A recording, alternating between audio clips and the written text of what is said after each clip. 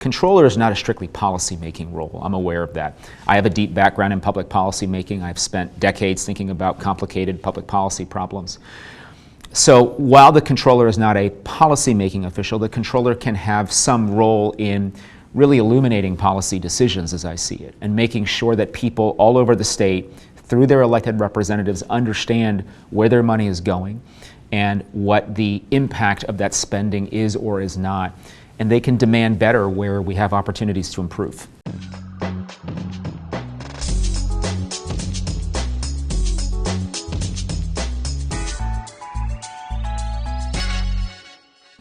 Hi.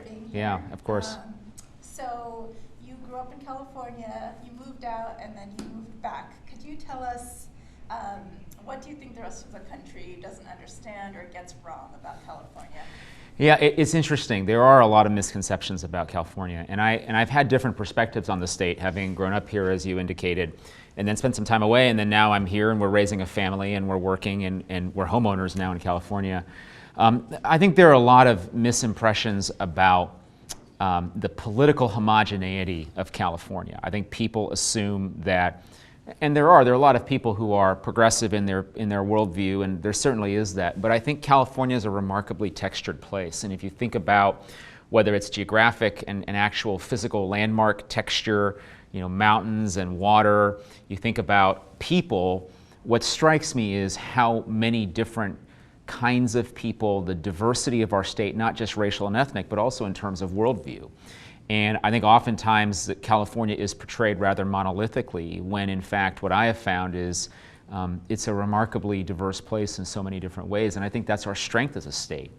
So for me, those perceptions I think are wrong. And I remember when I was a kid growing up in a suburb of LA, I had a pretty small window. We actually didn't go very far outside of our suburb. We went to downtown LA and occasionally went to the beach and maybe went to the mountains, although my family didn't ski, so we didn't have much occasion to go to the mountains. But I think that was really, my eyes were really opened when I left California. And I think it's when you leave that you recognize really how special of a place it is. And I've always been a big believer in what California can be. I don't think we're performing to our potential right now, which is one of the reasons I'm pursuing this office. But it is a remarkable place to live. It's a remarkable place to raise a family, and I'm proud to be a Californian. So I've got another kind of personal background question. Yeah. We're asking these questions so people can kind of get a better sense of who you are.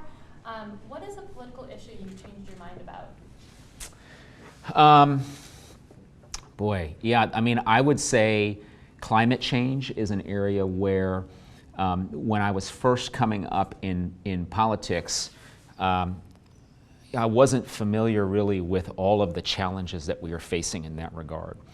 And the more that I have looked at the issue, the more that I have read about it, the more that I have understood the issue, the more I see we do have a role to play in this state. And we have been very forward-leaning and proactive as a state when it comes to climate policy.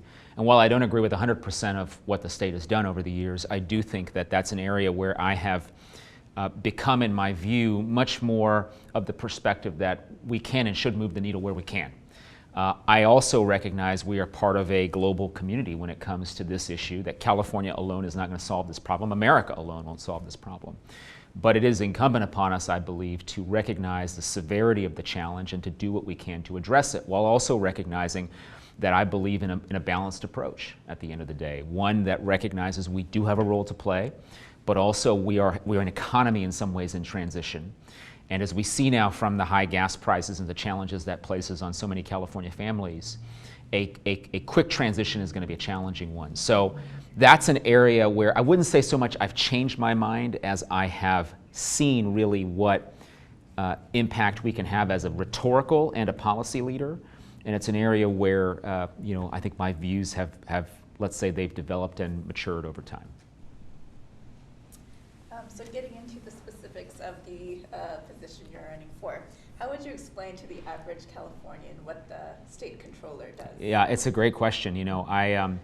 I've observed that a lot of Californians are very busy with life, and they probably haven't spent a lot of time thinking about the state controller's office, and I can't fault them for that. Maybe they've gotten a check from the state of California, they've seen the signature of the controller. I think of the controller as the chief fiscal officer, the chief financial officer, the chief accountability officer in some ways, the watchdog over state spending. And it's an office that is really, in my view, a very important platform for a state like California, where we are so well resourced as a state and we have so many priorities. People should expect state government to perform at a level that I don't believe it's performing now. And it is fundamentally the controller's responsibility to elucidate for people what the state is doing and what it could be doing better. So, whether it is bringing true transparency into programmatic spending, conducting more frequent and rigorous audits of state spending, even where the legislature hasn't prompted the controller to act. And in fact, the controller is the only state official that has the plenary audit power. We have a great state auditor. We have had great state auditors, including the one that recently left the position. The state auditor is responsive to the legislature. The controller is not. The controller has a truly independent platform to bring accountability. So I talk about more broadly transparency, accountability, and fiscal responsibility as three things the controller can be focused on. And I've talked about transparency and accountability. With respect to fiscal responsibility, there is a role to be played in terms of providing some feedback on how policy is going. The money we're spending on various priorities, are we having the desired impact? Are we solving the problem? Or are we really throwing good money after bad? And I think that measure of responsibility is something that the controller can provide some information about. So I think the controller can play a lot of different roles, but really the root of the job is around giving people in California a sense of what state government is and is not doing, and providing them with information. I'll just conclude by saying this. The controller is not a strictly policy-making role. I'm aware of that. I have a deep background in public policy making. I've spent decades thinking about complicated public policy problems. So while the controller is not a policy-making official, the controller can have some role in really illuminating policy decisions as I see it, and making sure that people all over the state, through their elected representatives, understand where their money is going and what the impact of that spending is or is not. And they can demand better where we have opportunities to improve. If we could get into a bit more specifics, what are some specific areas that you would, if elected, try to expand transparency or accountability? Yeah, I would say the threshold issue, as I see it, is that the state, taxpayers in our state don't have a level of accountability, basic accountability for line item spending in the state, which is something I understand current controller and past controllers have expressed that we don't have the technological ability, or we don't have the structural or administrative ability to provide the same kind of, let's call it checkbook transparency as shorthand, that other states frankly have. I've spoken to state controllers and state auditors in other states, and they express a measure of bemusement that California is unable to produce transparency on a relatively minute basis so people can understand where their money is going. So I do think that we've tried. It's not for a lack of trying. The Fiscal project's a great example of a project that I think initially was quite well intentioned, which was to unify the accounting and financial reporting of agencies across state government. Unfortunately, as all of you know well, Fiscal is over budget, it's late, and it's not going to produce functionality around, for example, debt obligations the state has. That's unacceptable in my view. Californians should be able to have a true view of what our state's balance sheet looks like. Every company, publicly traded or otherwise, produces a balance sheet. The state of California has an annual consolidated financial report, but doesn't have a balance sheet in the true sense of the word. We don't know, for example, what our long-term pension obligations and liabilities look like. And that, to me, is a real missing piece that the controller can help illuminate. And I think that part of it might be taking a good hard look at whether Fiscal is going to serve our needs in the long run. Another part of it might be just saying, look, why don't we have line-by-line transparency? Can we get there? Do we have the technology to get there? I've spoken to technology providers across our state who believe we do have the ability to provide the kind of transparency that gives us a sense of exactly where our money is going. So as a general matter, I think we have to be a lot better at providing transparency and an understanding of where our money is going. On a programmatic basis, the controller does have the ability, as I noted earlier, to audit any state spending, state flow of funds, including at the local level. and any federal dollars in excess of, I believe the threshold is $75,000 a year. So that's a lot of municipalities, and that's a lot of places where we can be providing greater transparency into what's happening. I don't take an ideological view of what we need to examine. I think the reality is you can tell where we're spending our money. That's not a secret in terms of broad categories. So let's go down the list. Let's say we're spending a lot of money, for example, on K through 12 education. The controller has a mechanism to look at the audits produced by local educational agencies. In fact, as you all know well as well, a number of local educational agencies are not providing the required information on pay and benefits to the state controller's office and have not been providing it for year after year. That, in my view, is unacceptable. The controller should be making sure that the people of the state understand where school districts are not performing as required by law. K through 12 is an area where certainly we can have greater transparency into what's going on, but you go down the list, whether it's Medi-Cal, which is a huge part of the state budget. I've studied healthcare issues for many, many years and I'm very familiar with how our state Medi-Cal system works. Are we actually delivering benefits to beneficiaries, or is the money going somewhere else? Medi-Cal is particularly problematic because it's a big part of the budget, but also because we know from recent reports, whether it's by the former auditor or by other investigative agencies, that there is a tremendous amount of money that's not going to the right place, whether it's going in improper payments to fraudulent providers or in some cases going to deceased persons. We know that there is a lot of room to look carefully at Medi-Cal. In fact, I was on the controller's website yesterday, and the last comprehensive report the controller produced on Medi-Cal was from 2002.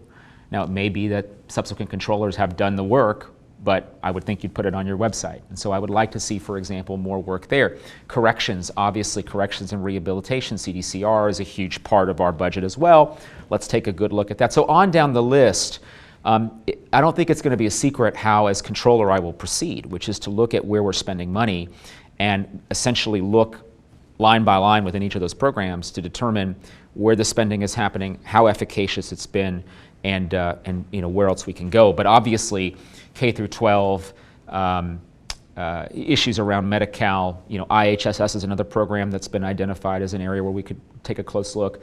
I'd also be very curious in things like the High-Speed Rail Authority, which have been in the news as well, and making sure, again, not with a sense of, well, I'm going to pick and choose politically. The answer is we go from top to bottom, and we really do a stem-to-stern examination of how our state is spending money.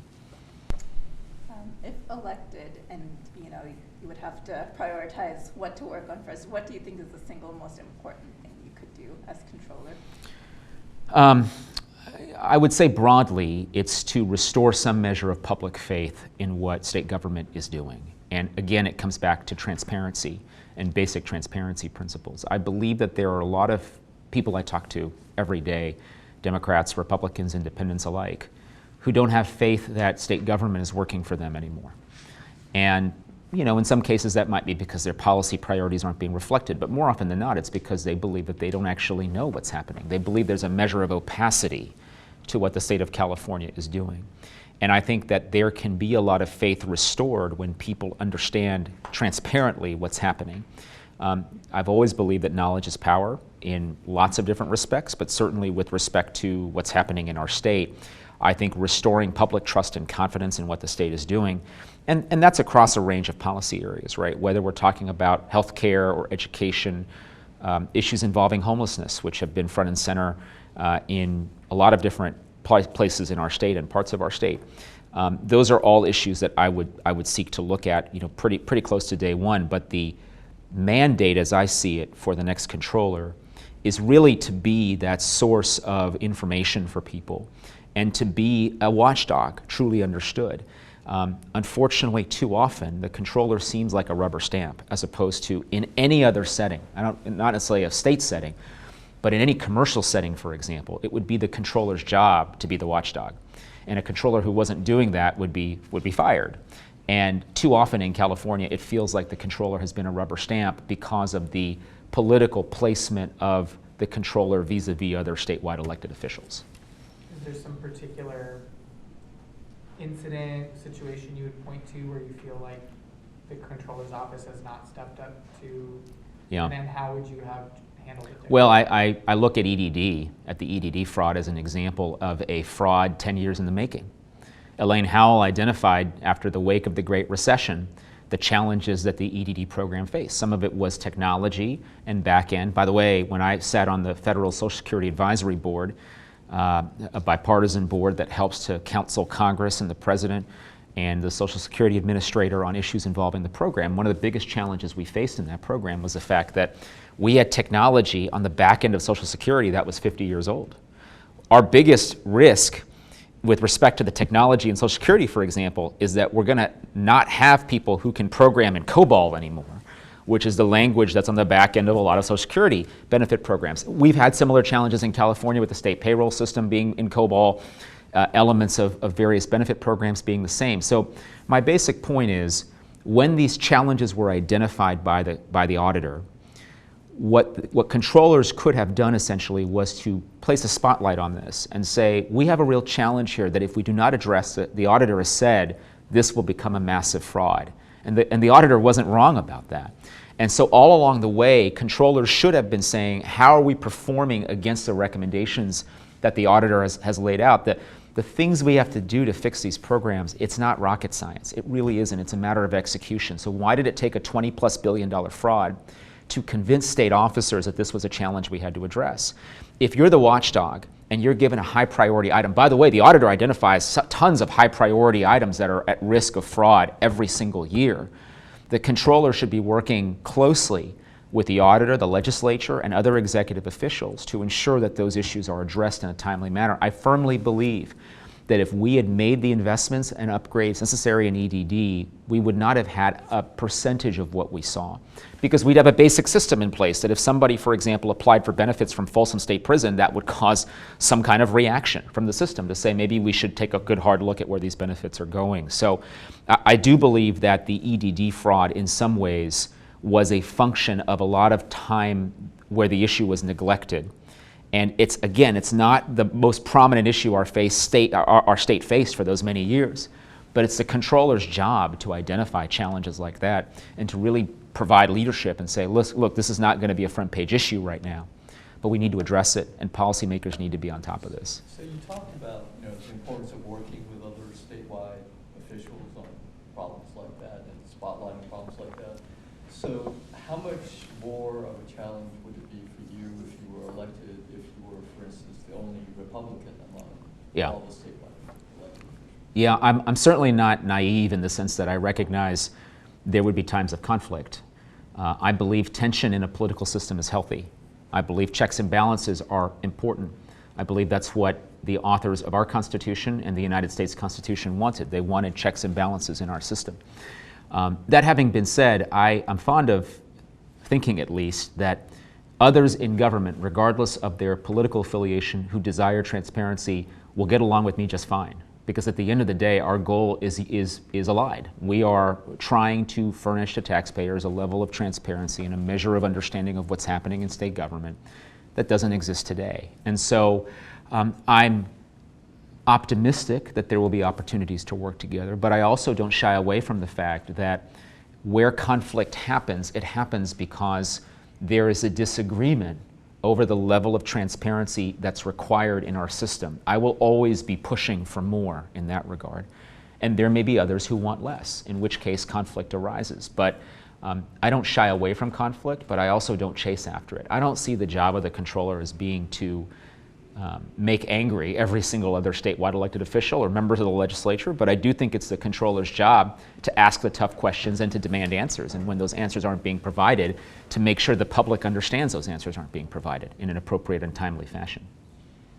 Conflict is an interesting word to choose, especially when we're talking about partisan context. And I appreciate that you have just sort of said what you have here, but you are going to have to sort of win over Democratic voters, right, to potentially win this office. And you are coming in as somebody who, you're not just a Republican, you've worked for the George W. Bush administration, you worked on the Mitt Romney campaign. I mean, you have these partisan credentials. So, what can you say, I guess, to a Democratic voter to give them confidence, to get behind you and your approach, that you're not just going to go out there and try and pick up fights and embarrass, other Democrats and find things to stir up conflict about? Yeah, and it's a legitimate question with a fair concern.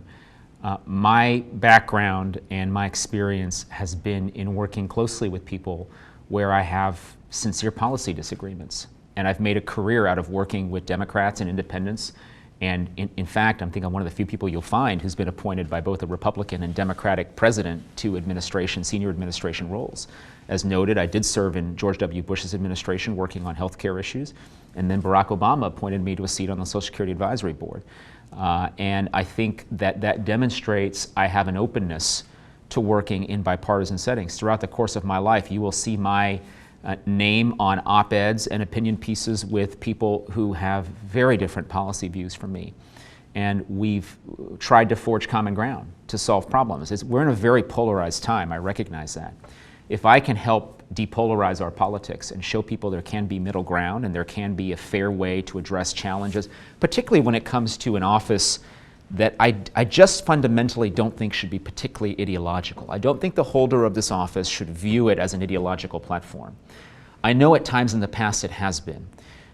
By the way, my broader view is we should not be electing our fiscal officials as partisans. I believe they should be elected in a nonpartisan fashion similar to the superintendent of public instruction, because they are positions of trust and confidence with respect to how Californians are either paying their taxes or those tax dollars are being used. So I have a pretty strong view that removing as much ideology from the sort of political side of this as possible would probably be a good thing. I don't know how popular that view is, but it's certainly my view in having campaigned for this job now and thought about what the job entails. But my background is one of independent thought in terms of working with Democrats, but also at times in my life, if I have seen fit to disagree with people in my own party on policy issues, I've not been hesitant to do so. We had a conversation about climate issues.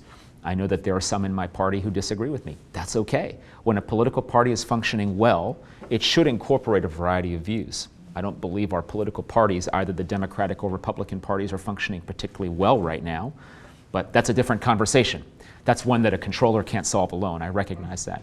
But in approach and behavior, I think, and in temperament, I think we can be helpful in easing those tensions. So one more question on this theme before we move on to some specific policy issues. Why are you a Republican? Yeah, I've been a Republican my entire life since I registered to vote for the first time. I was eligible to register to vote. And I came of age in a Republican Party that believed in opportunity, that believed in freedom within appropriate constraints, that believed that the federal government had an appropriate role and state governments and local governments were really the place where things got done at the end of the day. Those views are still the views that I hold. I think those are the views that a lot of Republicans still hold. I recognize in this day and age that some of those things have become a little bit more confused and a little bit more challenging. Look, we operate in a two-party system. It's an imperfect two-party system, but it's a two-party system nonetheless. Of the two parties, I more closely ally with the traditional views of the Republican Party, including, by the way, with respect to the need for fiscal responsibility in the handling of our state's fiscal matters. So I think that there is, as the parties shift and change and as they stand for different things, there's always going to be a temptation to say, well, look, why don't you forge a different path? I guess maybe I'm a little bit jaded in the sense that I see where our political system is, and it's a two-party political system for the most part. And within those constraints, I am a Republican. I do believe that the Republican Party can and should stand for the things that I outlined, and where it doesn't, that's not consistent with my perspective. If I could follow up just one more time on that theme.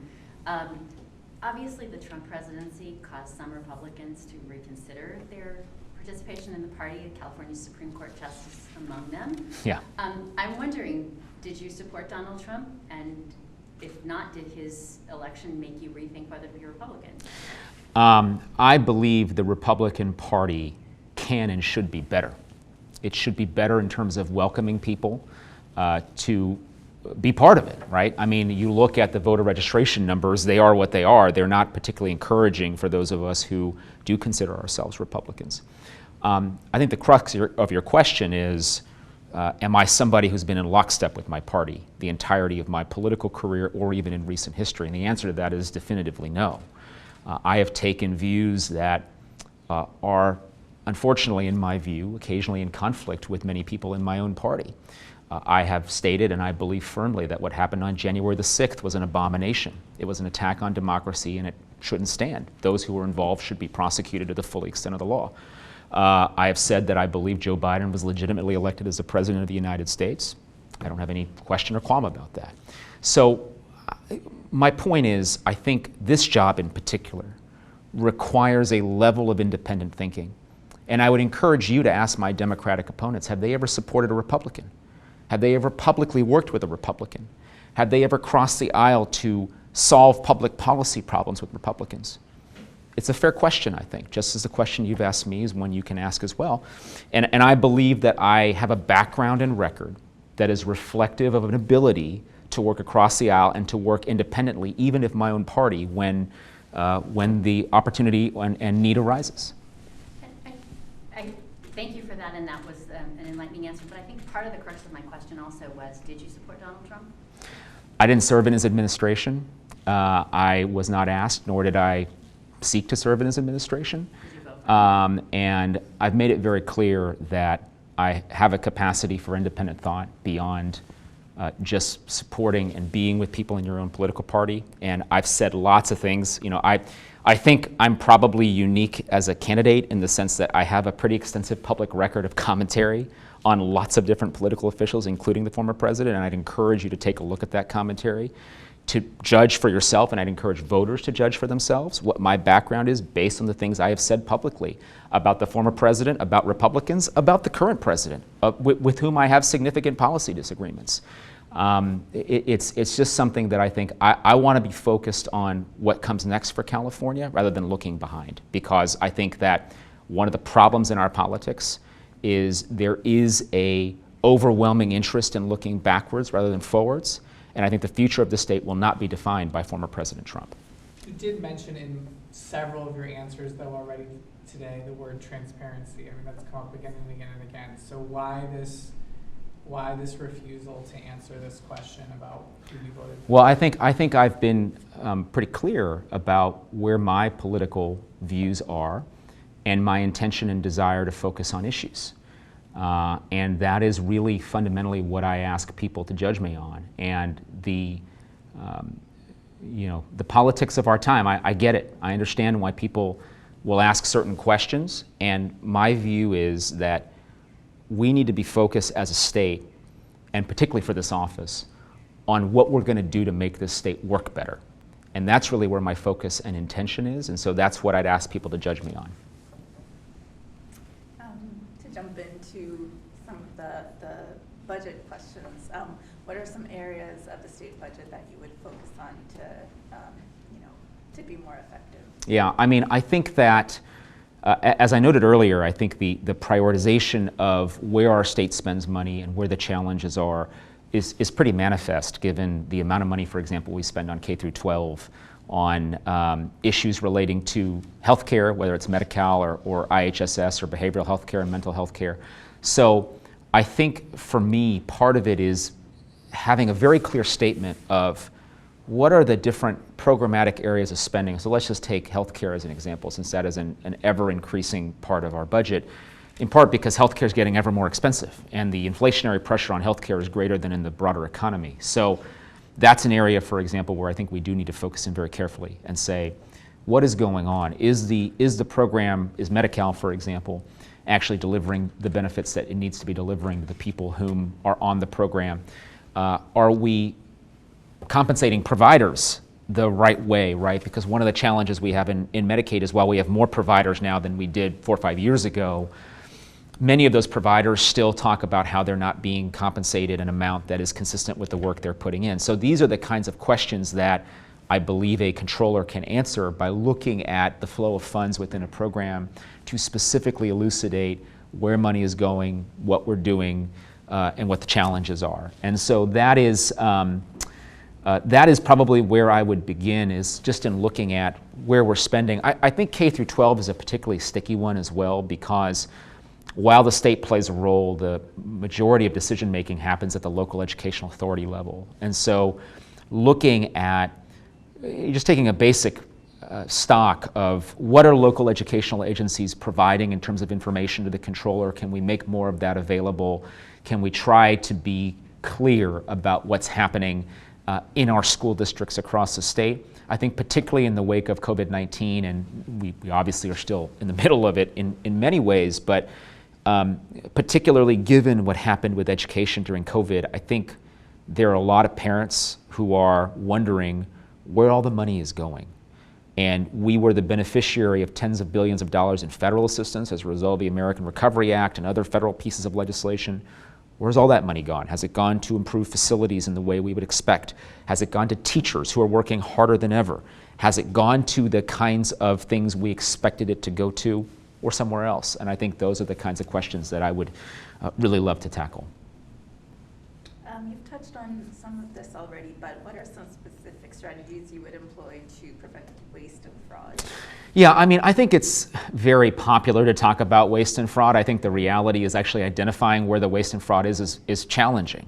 And it's important to not put too much into the concept that, well, gosh, there's so much fraud and fraud is everywhere. I mean, let's be really precise about where the fraud is happening. In EDD, we know there was fraud, and we know what the amount roughly is. I mean, it's crazy that we talk about a difference of $10 billion being relative rounding error, but that's essentially how I think the state has talked about it. So I think the first thing with respect to fraud and waste is to understand, let's get our definition straight. What is fraud? Waste is a little tougher to quantify because one person's waste is another person's treasure, right? So we have to be very careful when we talk about waste, which is why you can do it in a politically charged way, or you can say, literally, here is how the money was spent. You judge whether you think that was an appropriate expenditure of money. You, meaning the voter and the taxpayer, decide whether you think that was an appropriate expenditure of money or not. That is essentially where I think we should start specifically, which is rather than characterizing things as being one or the other, or abuse or fraud or waste, saying, listen, here's what we know happened in this program. And I will give you a sense. Now, there are some examples of where I would love to do some programmatic grading, which is something we don't do in the state of California. Actually, federal law, there was a change to federal law a couple years ago that requires the Office of Management and Budget to perform regular analyses of the efficacy of public policy interventions, right? Essentially, outcomes-based policymaking. Crazy notion that you would look at the outcome of a public policy to determine whether to continue it or not. We don't have such examination in California in a real systematic and rigorous way. So one of the things I would like to do is to begin this programmatic analysis where we say, here is what the outcomes were expected to be, here is what the spending was expected to be, here's what the spending actually was, and then provide some empirical way of assessing the success or failure of that program. I think that is an example specifically of where we can get at this question of what was efficacious spending versus, let's just say, non-efficacious spending, within which I would characterize the aforementioned waste and fraud. So it's not only providing sort of leading technology around transparency, it's also around using the ability of us, using the controller's office ability to look at where the spending has gone, what the impact of that spending has been, to begin assessing the efficacy of spending and helping taxpayers understand where the money is and is not going. And lest you think it's a challenging thing to do, other states have done it. And other states do it on a routine basis. The fact that California does not, I think, is too bad. So a follow-up to that. So the Legislative Analyst Office does a lot of the stuff that you're talking about. So what would you do as controller that's different than what they're already doing? Yeah, I think the LAO, first of all, is great and very good at what it does. Oftentimes it's forward-looking. It may not be backward-looking. And so one of the things we do have to do, I think, is a better job of assessing what the outcome has been and what that means for California in terms of policy change going forward. The LAO's primary responsibility, of course, is to assess the impact, fiscal and otherwise, of pending legislative activity. And it's not generally to say we have a particular policy priority, how did we perform against what we expected? And I think they may do that sometimes. The auditor has been the better source of information in that regard. But the auditor, remember, is not elected. The auditor has no independent constituency. The auditor has no real bully pulpit in the way that the controller does, and should use the office to provide detail around where money is going and to assess these things. So while the LAO plays a very important role, I think the controller's role can be decidedly different not only with respect to actual action, but in terms of relative positioning within our political and policymaking system. Let me say one other thing. We don't have in California a systematic capacity to assess macroeconomic conditions and the impact of those conditions on public policy making. That is something that at the national level is handled by the Council of Economic Advisors to the President. We should create, and past controllers have talked about this and have started to move in this direction, essentially a Council of Economic Advisors for our state, who can look at macroeconomic conditions. Take, for example, inflationary pressure that we're facing here in California and around the country. What the impact is of inflationary pressure, for example, is on policymaking. How that impacts our long-term estimates of how much revenue needs to come in, what our spending priorities look like. I would argue that the controller, as one of the chief kind of tax policy officials in the state, even though you can't make tax policy, you can make recommendations around it. It's very hard to do good tax policy without fundamental information about the macro in California. Sources of information are available. There are certainly offices within the state that the Department of Finance, for example, provides its own estimates. The LAO has estimates in that regard, but nobody unifies all the macroeconomic estimates and makes policymaking recommendations to the legislature and to the governor both. And so I believe that the Comptroller's Office can play that role.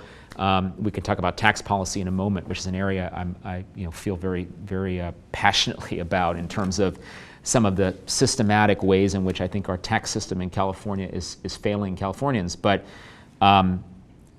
when Comptroller Yee in 2015 impaneled a tax reform commission, she deserves a lot of credit for that, because she recognized, as do many people who study our economy, our tax system really doesn't make a whole lot of sense. It's very lumpy, highly volatile, overly reliant on the personal income tax.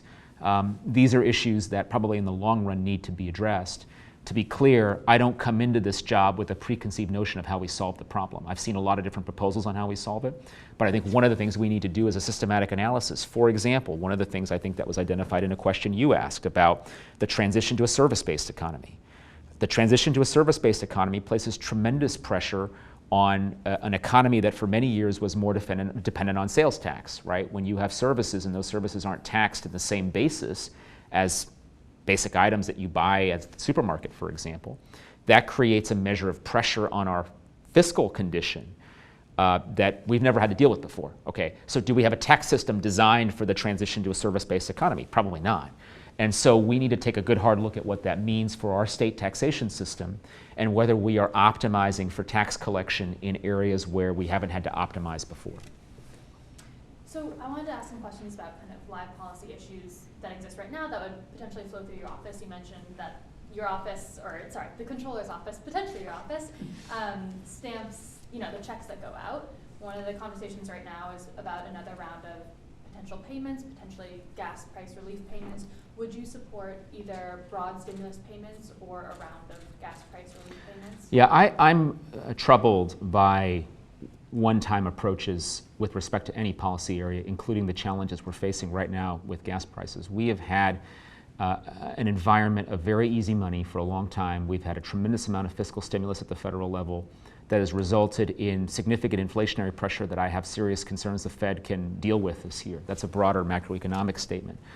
My concern with one-time type solutions is precisely that they are one-time type solutions that if the conditions persist, we will be talking about 6 months from now, another one-time solution, which doesn't get at the fundamental question of where's the flow of funds in the taxes and fees we charge on a gallon of gas right now.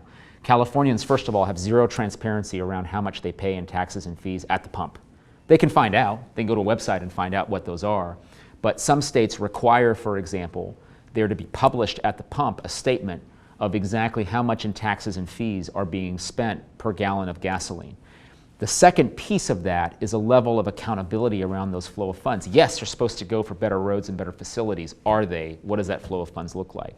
So the first issue, I believe, is we need to address, I think, a transparency problem we have when it comes to gas prices in California. The second question is, okay, so let's say we do, the governor is proposing, or some Democrats are proposing, for example, a stimulus payment that would go to drivers and non-drivers. In some cases, it's drivers only. In some cases, it's drivers regardless of income.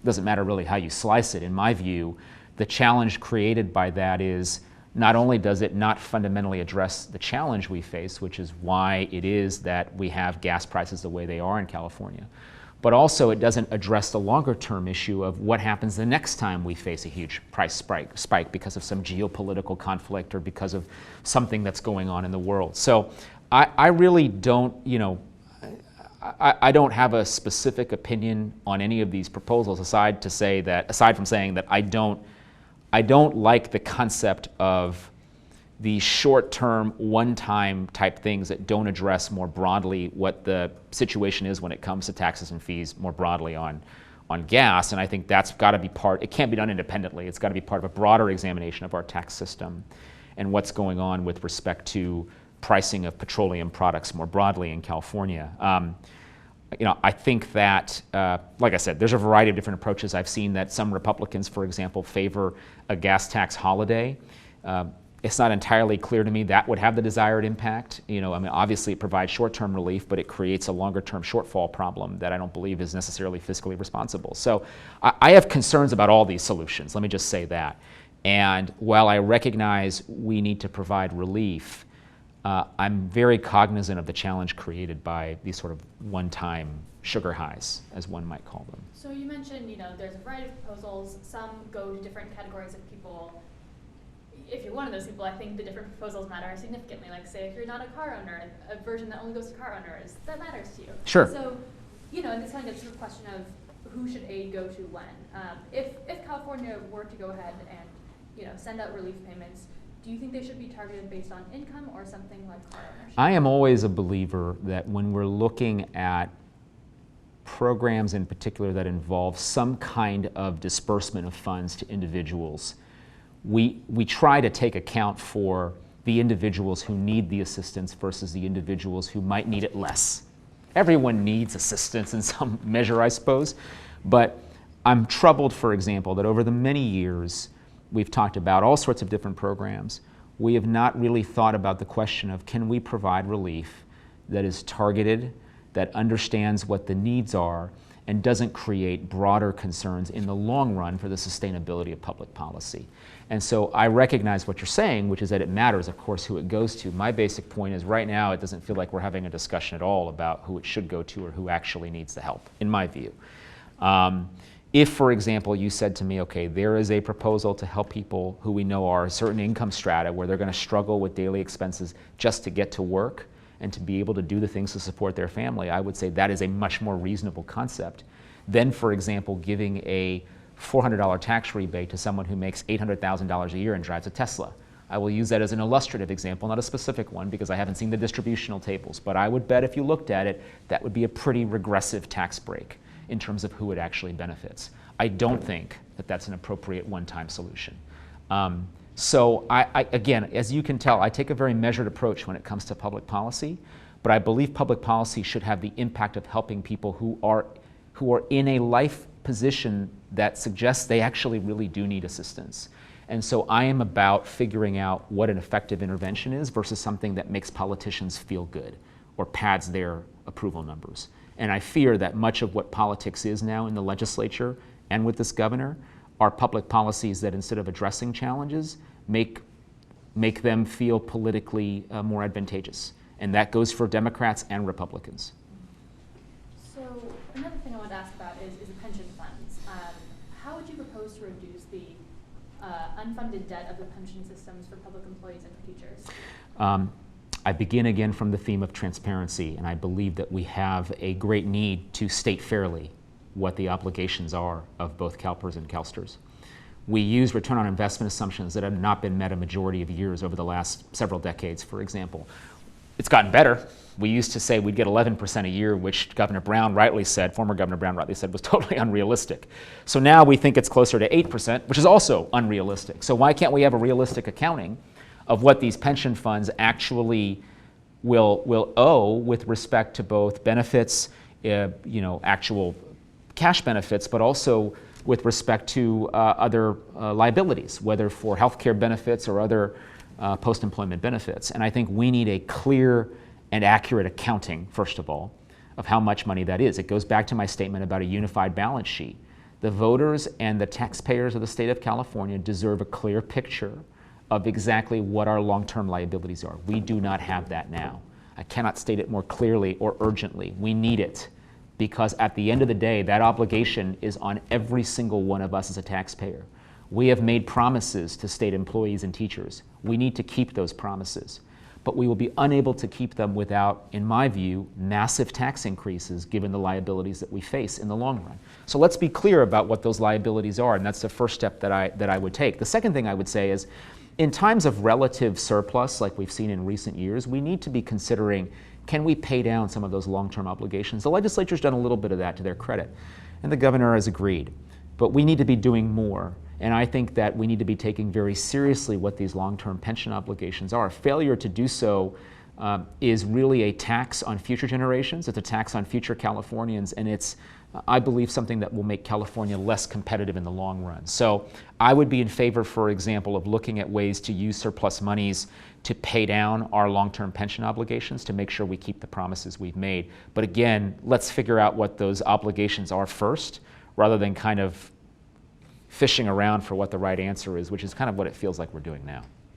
Generally, though, if you feel like we're headed toward a situation where we're not going to be able to meet those obligations, do you favor an approach of scaling back benefits or of raising taxes to meet those obligations, as you said we might have to? I think the right solution will take into account what the precise nature of the challenge is, first of all. Second of all, I would say I do think that promises made should be promises kept. I don't believe it's appropriate for us. I don't actually think it's probably legal for us to look at scaling back or curtailing obligations that have been made. I think there is an active question for future retirees about what the system looks like and whether the existing system exactly as currently constituted is sustainable. And I believe that needs to be part of a fair conversation. You've asked questions about additional revenue.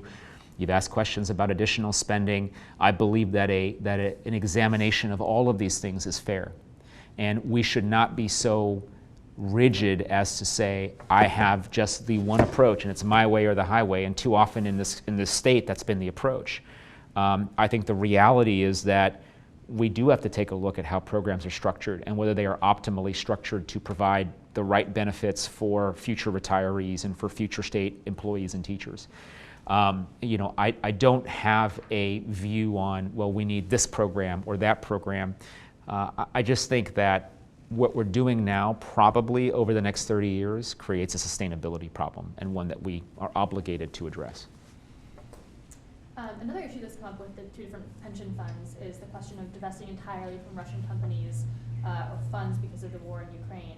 Do you have a position on that? What do you think they should do? Yeah, let me provide a general view of this, and then I'll answer your question specifically on Russia.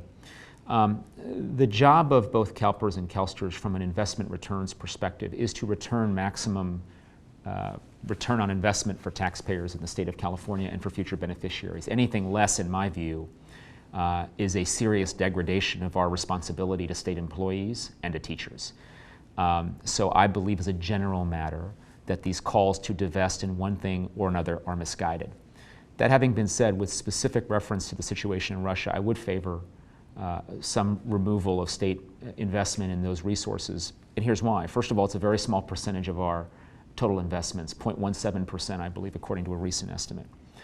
I believe that we can divest from that, those assets, and we don't have any Russian debt, but we do have assets, as I understand it, and we can do that without compromising the broader issue of return on investment I talked about earlier. But I see it as being a fundamental national security challenge we face right now, which is that we're not directly engaged, but we're certainly indirectly engaged in a war that has been fought on just awful pretenses. And you've got people who are suffering massive casualties, and the notion that we are assisting the Russian war machine, I think, creates a fundamental national security challenge where public policy probably can and should respond. And so, in my view, given how small of a percentage we're talking about and the urgent nature of what's happening now, if we can wind those investments down responsibly and effectively, that's something I don't know, is I haven't talked to the asset manager, so I don't know, can we actually pull out in time for it to make a difference? This war, hopefully, will be over soon. Will it make sense for us to do it? How can we do it? What's the time frame? But as a general matter, if we can do it in a responsible and effective fashion, I do believe that measure of divestment is appropriate. Are there other specific investment policies of the two pension funds that you would want to change? I don't have any specific recommendations at this time, but I believe one of the things the controller should do is take their role on both the PERS and STIRS board seriously. That means ensuring attendance at meetings. That means ensuring being an active participant on those boards, and it would be a role that I would take very seriously. I wanted to go back to the comments you made about the tax system failing Californians, and the system doesn't make sense. What are some specific areas that you would seek to improve, immediately? Yeah, I mean, I don't know that any of them are immediate. I think we've got to take a longer term perspective on restructuring and doing what we can to reform our tax system. That having been said, it's very hard to take a tax system and redesign it when it's been in place for as long as California's has. I do point to a couple of challenges that I think I would star and highlight and ask some of our leading economic policy minds on both right and left to give us recommendations on. One, as I've noted, is the volatility of the personal income tax, which is directly related to the volatility of equity markets, which is directly related to the volatility that comes with realization of capital gains during times when equity markets are performing particularly well, as they have, at least until recently, over the last couple of years. So because we are so reliant on a large capital gains tax base, it means that we're subject to high amounts of volatility. It also means that we're subject to people who are large realizers of capital gains leaving our state.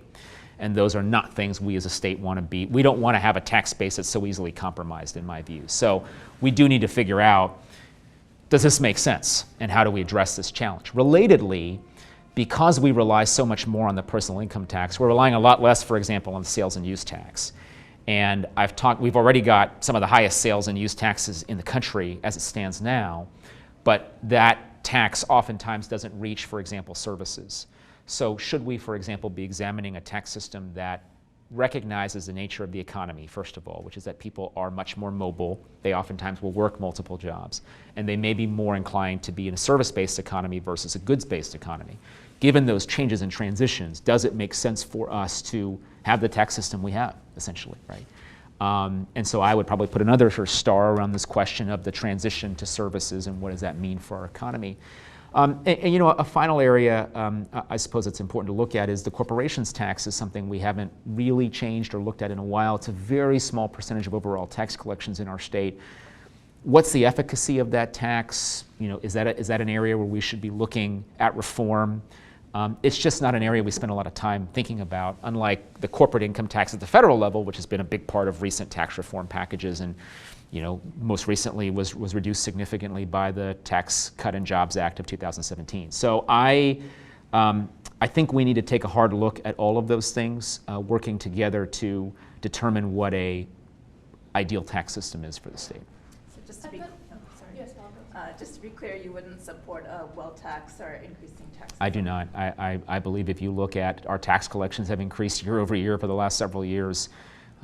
California has the revenue it needs to be a successful and good, compassionate state.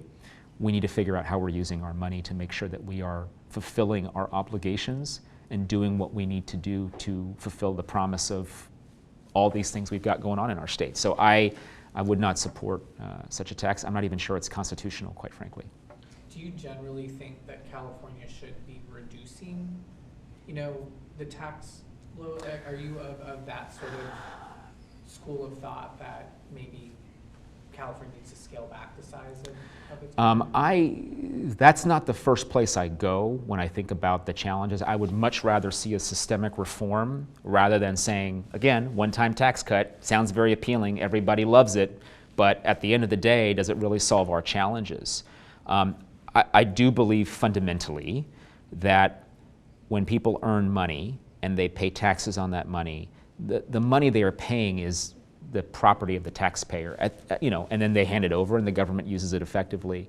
If the government can be using those monies more effectively than it should, and then if that creates an excess, we can have a conversation about where that money fundamentally should go. But my first instinct in looking at a large, let's say, tax reform effort would not be to say, hey, you know what, the biggest issue we have are the actual rates. I think the actual rates are quite punitive in some cases, but if we believe that that is part of an overall sustainable system, then that's a conversation that is separate and apart from the issue of rates specifically. I think that some have asked me, well, do you believe we should have a progressive tax system? And the answer is, of course we should have. I mean, we've had a progressive tax system for the entire history, as far as I understand it, of our state.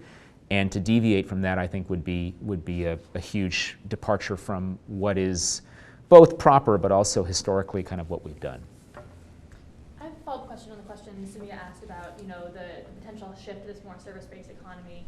You mentioned all the questions you might have about comprehensive tax reform, but you also mentioned this role has a bully pulpit and you care a lot about taxes. So like, if you become controller, should we expect to see you pushing for some sort of comprehensive tax reform or taxes and services? Yeah, I think tax policy is one area where the controller can weigh in, because the controller does have this kind of unique role with respect to tax policy because of the role the controller plays on the Franchise Tax Board, the Board of Equalization, to the extent that that is a meaningful entity at all, and generally legislative tax making. Now, again, tax policy making. The controller is not a policy official, but can advocate, for example, that we study, as Controller Yee advocated for, what changes we need to make. And then if specific proposals come out that I believe are particularly impactful or meaningful, I would not rule out using the Controller's Office as a platform to discuss the need for tax reform in California.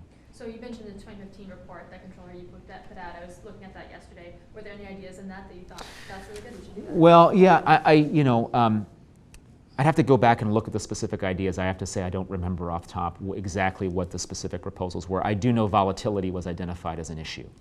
I believe that the particular responses, they weren't particularly memorable to me, but again, I'm happy to take a comprehensive look and to give you some follow-up on that if you'd like. So, you've talked a lot about your policy-making background, and obviously try to know a lot about policy and talk about policy. So why enter the political arena now, this year? As you all know, I grew up in California, and I had a great childhood here. Being a kid in the 90s in Southern California was pretty awesome. The Lakers were good. At least they had been good recently. The Dodgers were okay at various points. I have very fond memories growing up here, and my parents made tremendous sacrifices to come to this country from Taiwan. They didn't speak very good English. They didn't know very many people. They didn't know anybody, actually, when they got here. And they made the decision to come to the United States, as many immigrants do, very bravely to come to this country. We eventually settled in California, and so for me, California has always been, it's always been personal for me. I've always felt very tied to our state and to what we're trying to do here. I've been very fortunate to have a career where I can talk about public policy and influence public policy and kind of, think about public policy applications in business, and I've enjoyed that career. But at some point, you realize that your impact in those roles is limited to some degree, and that, as I see it, our state now is punching well below its weight. I think we have great opportunity to do so much more with what we have. And this is a way that I believe I can contribute to that conversation. Look, it's not an office that people intuitively think of as like, oh, what you should do is you should go run for controller. But I do believe that it's such an important office, and I believe strongly in its mission. I believe strongly that it can have an impact if done well in restoring, as I said earlier, public trust in government. And these are things that really matter to me at the end of the day. And I often reflect on the fact that when I first told my parents that I had interest in public policy and politics, they kind of cringed, because it's not something that good kids from Taiwanese families do traditionally. And that's okay, I understand their perspective. But mine was always that I believe I can have an impact in a different arena, and this is how I know best to have impact right now, putting forward good ideas, showing that there can be sensible voices in politics that believe that we can have a true middle again, and people who want to solve problems as opposed to taking posture or posturing or taking positions for the sake of taking positions. So that's the kind of leadership I'd want to bring to this office and to state government. And I just think it's a time in my family's life too when My kids aren't that old, they're 8 and 11, but I think they're old enough that they kind of get what dad is doing. And I'm comfortable that we're in a place now that I can contribute in this way. So we'll see. It could end up being a really interesting journey for some manner of time, and I hope it ends successfully, but if not, I will have met a lot of wonderful people and learned a lot about our state. So if you are successful in this campaign, do you have further political ambitions beyond this office? My ambition is to serve as a really good controller for the term that I'm elected, and if that goes well, I think we'll see what I do from there. I don't have a preordained notion. I get asked that question a lot. It's like, oh, well, if you lose, what are you going to do? If you win, what are you going to do? It's like, you know what? I don't know. I'm really taking this kind of one step at a time. And what I've learned about politics is really this. I've observed a lot of really prominent, good politicians, I guess you can call them. And so many times they make a plan for their lives and it goes completely a different direction, or it goes completely sideways. So I've learned enough to know that the only campaign that counts is the one you're in right now. And the only office that counts is the one that you're elected to at that time. And doing a good job for the people of this state is my primary responsibility. And whatever comes from that, comes from that. But I'm not inclined to give you, or that I even have some grand plan for where this goes. I mean, not to belabor this, but for instance, do you want to be governor someday? It's an incredibly difficult job. I don't envy any governor, past or former or current of this state. I'm not really thinking about what happens next, aside from putting one foot in front of the other and trying to get a little better at what I do every single day in terms of this campaign, and then serving as controller, I hope, for the next 4 years. In terms of that transition from being someone who's more behind the scenes looking at the policy to now running yourself, who is somebody that encouraged you to run where it actually resonated with you and made you kind of actually push you forward in your decision? Boy, you mean in politics or outside of politics? In politics. Oh. Or, you mean, like an elected however, official, or? however you want to interpret that. Yeah, well, for Don't say me, your wife, though, for me, well, I think we did have a lot of long conversations about what it would mean, and I think for us that it was a family decision. Because it requires a lot of them. I mean, if I'm being totally honest, that is the worst part of being a candidate, is time away from home and time not seeing your kids and being with them. And I think that's a very real cost for me. It's one that I think at this point is something that we take on for the sake of it. I've been fortunate. I've worked with a lot of great people in politics over the years, both elected and unelected. There's a lot of people who I count as mentors and friends, some of whom are a little more controversial these days than others. I worked for the better part of 4 years for Mitt Romney, and he's somebody who I have great regard for, always have. We don't agree on everything, certainly. And most notably, we had a lot of debates during the 2012 campaign when I served as his policy director, where I was hoping he'd go one direction and he picked a different one, and that's the responsibility of a principal. But I've learned just a lot about what it means to be someone in the public eye and how you comport yourself, and the way in which there is a dignity about public office, and I admire him for that. And I admire that he's at a phase in his life and career where he believes he's going to say and do kind of whatever he wants to say and do. And there's a measure, I think, of independence in his thinking that I admire. I also, there are people of great principle who I've spent time with as well, who, who've also encouraged me to run, and people I've spent time with. Paul Ryan's another one who I got to know in 2012, and he's been very encouraging, and he's obviously stepped away from public life these days. But I've tried to learn a little bit from everybody who I've talked to about this, and everybody gives you, their own advice and their own thoughts and counsel on like how best to do what you do. But at the end of the day, it's such a personal, individualized experience being a candidate. I mean, it's really different from being an advisor. It's really different from being behind the scenes. There is a measure of expectation that's very different. And I think learning about that and growing as part of that process has been as much a part of this journey as anything else. To follow up on that, what would be your strategy to transition, your background and sell that to voters as like someone from, basically how would you achieve nation? Yeah, it's a big state. I've learned that. It takes a while to get from point to point, and we've got a lot of people in the state. The way I think a lot of people right now in California are pretty sick and tired of business as usual. They're pretty sick and tired of the typical insiders just shuffling chairs and doing the same jobs but in different places. And so I think my experience as someone who does come in as a relative political outsider is frankly a good thing in the political environment that we're in right now. But it goes beyond that. I think I am unique in my candidacy in terms of providing a background that is at the intersection of different areas that are directly relevant to the controller's office. I've been a teacher and an educator. I understand how to teach and to explain to people, here's what's happening in our state. Here are the things we're spending money on.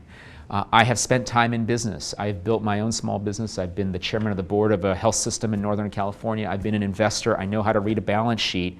I understand how to assess the fiscal condition of our state and how we can better use tools and technology to improve upon our condition. I also have a deep policy-making background, and I'm not afraid, nor do I shy away from complicated policy issues, and I think I have a level of depth and understanding about what the controller's office can do and the impact on our state more broadly that few candidates for this position have because of my deep background in public policy. So I think my background is unique. It's a little bit unconventional, but I also feel like there's a level of dynamism and energy in California that no other state can replicate. And I believe I bring that to this campaign, and I believe when voters meet and understand who I am, they will see someone who earnestly wants to do whatever I can to help this state. And I think those are all net positives, that even though I've not been elected to public office before, I understand the responsibilities I'm asking voters to entrust me with. And I believe we can do better, and if I'm elected, we will. I've got one more policy-related question. So one issue that comes up a lot in many policy arenas, housing infrastructure, is just that the cost of actually building anything in California is really high. Yeah. And it can be a major barrier to achieving public policy goals. You know, why is it so expensive to build here, and can the state controller do anything about it? Yeah, I wish I had an easy answer to that. I think it's a combination of a lot of different things. One is demand, demand on housing, but also demand in terms of, you know, we're constrained in many places by space. If you look at the San Francisco Bay Area where I live now, you are physically constrained by mountains and water. And there's only so much you can do, right? So there's that challenge. There is the challenge that I believe we have a regulatory environment that does make it harder to accomplish things quickly. Some of that is because voters want, for example, more rigorous environmental review, which is potentially appropriate in some cases. In some cases, it seems to go on for a little longer than it probably should. So we have higher per capita development costs in California because of our regulatory environment. We do have, I think, certain, in some communities, I think there is a resistance to take the housing issue, for an example, to change the character of those communities, and that creates challenges as well. So I can point to all sorts of reasons why it costs more to do things in California. I will say I think public policy has a role to play in making California a state where it's easier, for example, for people to live and to build lives and careers here, but also for entrepreneurs and job creators to create new businesses and to grow enterprises and create jobs here. And I think we have to understand what the mix of all of these things is in terms of their level of contribution. I mean, would it be great if we actually knew in some transparent way, when we talk about regulatory issues, what % of the question you asked is regulatory? You'll get all sorts of answers. You'll get some people say it's 90% of the problem. Some people say it's 10% of the problem. What is the real answer? Can we get to the bottom of how much of the development cost is a function of regulation, overregulation, or misregulation? That's what I'm talking about. That's what the controller can really step in on and say, let's give people a clear sense of why it is that California is the way it is. And then voters will make a decision, right? Voters may decide, you know what? We have found out it's 60% regulatory, but you know what? We don't want to compromise on regulation because we believe it's important to have XYZ priorities. That is the voter's right in this state. And if you don't like it, you either elect different people or you go to a different place, as some people have. They've left California. But my basic point is we should be making educated and informed decisions. And it feels too often like we're operating in a vacuum. And the controller's primary responsibility is to open our eyes to exactly what's going on. And I think whether it's with respect to some of the issues you've identified or the tax issues, the controller's office can play a big role in that process. One helpful question that, you know, you said towards the beginning, people are busy, not even everyone knows what the controller's office does. But you're also talking about kind of educating the public and kind of putting out information for the broader public to weigh in. Yeah. the controller can publish reports. Not everyone goes and finds the controller reports. Yeah. Do you see this as, would part of you in this office involve a sort of more public-facing, talking to the public, explaining your findings, or how would you engage? Well, with the as I noted, I've been an educator, and you can't really ever take the teacher out of the person in some ways, and I've loved the experiences I've had teaching over the years. And one of the things I believe the controller can do is to work with all of you in the media to help elucidate and identify where some of these issues are. And I think that there should be a close relationship between those who are responsible for discovering and reporting on information and those who are in a position to provide more information. And so whether it's more public-facing or just a more proactive role in terms of saying, hey, we're going to be out there talking every single day about a different issue that we have discovered in our audits or in our transparency efforts that are important for voters to know about, that is something I take very seriously as a responsibility of this office, and it's something that I hope all of you will find interesting when we discover things are worth reporting on. We'll be working closely, hopefully, with you in terms of helping people understand, look, here's what's happening, and we think it's an issue that people should know about. Thank you so much for Thank your you. time and your generosity in Sure. answering all of our questions. Sure. And so- Anytime. Thank you.